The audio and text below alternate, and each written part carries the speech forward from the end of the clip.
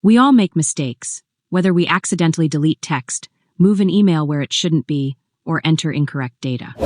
But what if I told you that you can undo them with a simple gesture?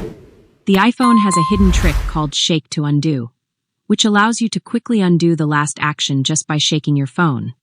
In this guide, I'll show you how to use this feature and save time when typing, editing notes, and much more. First, go to the home screen, find the Settings app, and open it.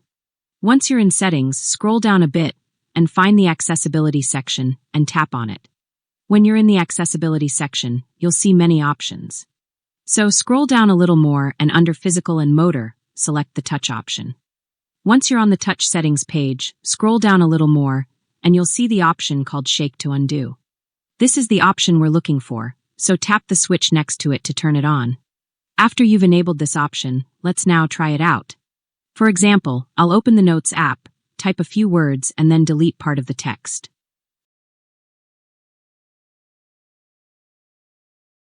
Now I'll shake my phone and immediately, a pop-up window will appear with the Undo option.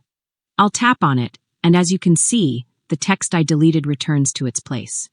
This feature is useful in many apps, not just in Notes. For example, in the Messages app, you can undo sending a message, and in Mail, you can fix mistakes like accidentally archiving or deleting an email.